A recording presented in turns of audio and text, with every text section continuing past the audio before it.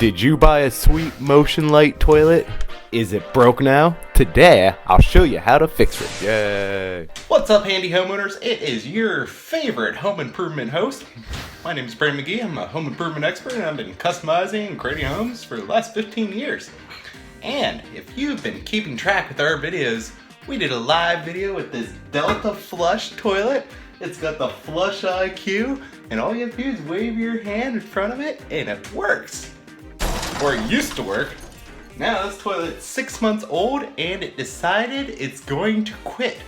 And as you can see behind me, I have a purple light, and if you look on your menu of all your light colors and what they mean, because this toilet's so smart, purple's not even an option. So now this toilet doesn't even flush. So it's useless. What good is a toilet if it's not working? No good at all. So today I'm going to show you an easy way to fix this toilet to make it work again, and we're just going to take it back to old school. And old school means we're going to have that little pusher thing.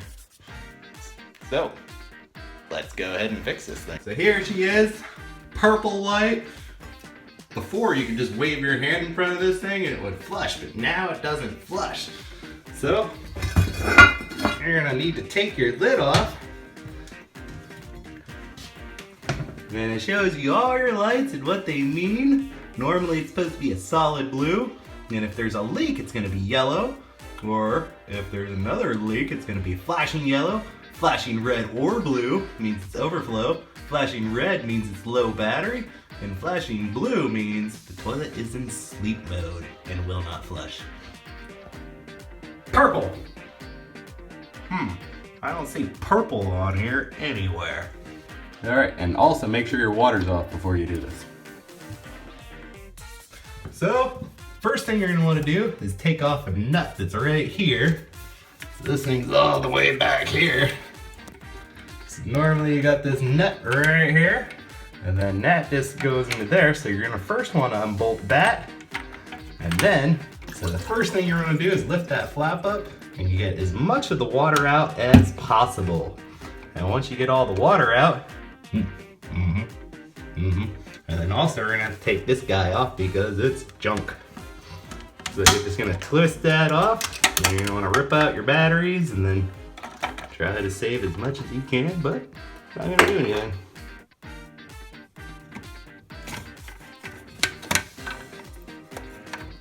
And what I did is I just twisted this guy off, and I'm hoping I can reuse the whole flapper without having to unbolt the whole thing. Once you have that off, you're gonna have this leak detection wire that is useless. And you go ahead and disconnect this guy. So this thing right here, there's gonna be a little wire. So you're just gonna wanna pull that apart. And that's disconnected. And then once it's disconnected, you got the hole.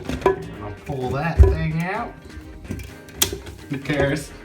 You're not gonna need any of this stuff anymore. And also, it's still giving you BS. Go ahead and get your utility knife out. Slice that thing off. There we go. Tell I'm a little frustrated. I like this thing for a little bit. Now it's useless. Now last, we just gotta get this thing off. First, I'm just going to try to twist it. As you can see right here, there's a little nut that you're going to want to get a pair of needle nose or some wire strippers. That'll probably help get that off. Or, if you're not too concerned, you can probably just snap it off. There we go. You can tell how happy I am that I have to do this. So once you have that snapped off, you got your new hole for your new handle. And you are going to have to replace this piece, so you're going to want to make sure to get out as much water as possible. And if you're wondering what this red stuff is, that is sulfur water, because I have a well that goes through 3 filters and I still get this stuff, and I don't understand. I better get all this junk out of the way because this is all useless now. So you can just take that, throw it in the trash. I got plenty of room to get that last bolt out. Alrighty, so we got all our guts out, so next we just gotta get this guy out. And it's a little difficult to get from this side, so. And then right here, there's that little nut that you're gonna have to loosen, and then you'll be able to pull that straight out. You're just gonna wanna loosen that bolt the whole way, and you'll know when you're good because water will start coming out. I suggest you let that drain out before you take the whole thing off, or else it's gonna make a huge mess. Once you get it loose, you just pull this out, throw that in the trash. Then today I'll be using one of these universal complete kits. It's got a 2-inch flapper, and then you're also gonna need to handle where your LED was. So these are pretty much universal, so next we're gonna put this stuff in. So first I'm going to put the water pressure thing back in. So this is our new one, and then this has got a hose right here, and then it will clip in. And then I'm hoping we don't even have to take this guy out, and then we can just reroute the tube because it is the height, higher than the height of the water. So all you're going to have to do, make sure you got your rubber seal on it, and then push that guy in right there. And then we're just gonna have to put this nut on the bottom of it and make sure it's tight. There you go, I'll make sure this is finger tight because if you use a wrench, it might get too tight, and then snap it. And all we have to do is twist this thing to the right, and then you'll be able to lift it to your desired height. And you wanna make sure this white thing's above your water line. And then you're just gonna twist it to the left, and then it's locked into place. Now, all we have to do is put our tube on. And this is just pressure fit right on there.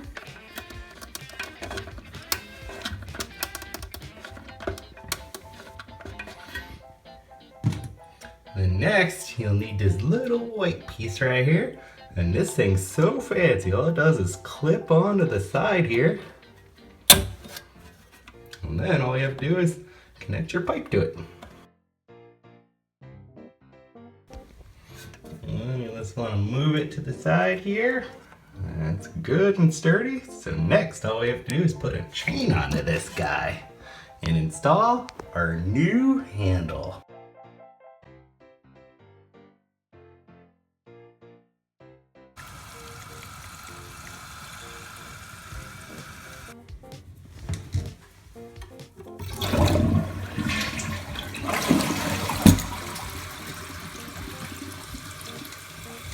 Well, look at that. It's a regular toilet now.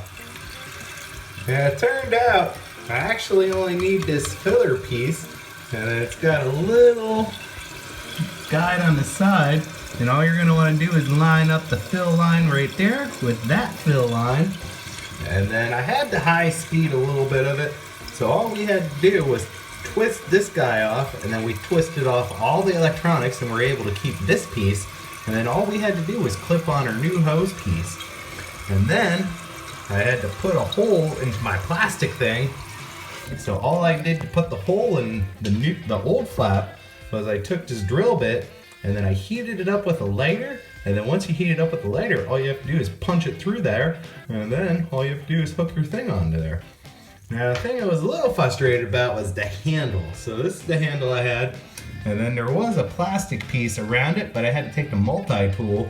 And then since I took the multi-tool to it, I had nothing to thread the nut on because this is actually a smaller hole than normal. So what I had to do was zip tie it on with like 3 zip ties. And as you can see, it still works fine. So I was able to fix this toilet and put it back to normal in about 20 minutes. It might take you about an hour if you're not quite sure what you're doing. And then all you have to do is adjust your chain length. Then once you adjust your chain length, the weight of the flapper keeps this thing level. So now we got our toilet back to normal. So there you have it. We have a boring regular toilet. Yay! So I took all these crappy guts that I threw in the trash because they're useless. So a good way to avoid this in the future is not to buy a Delta Flush IQ toilet.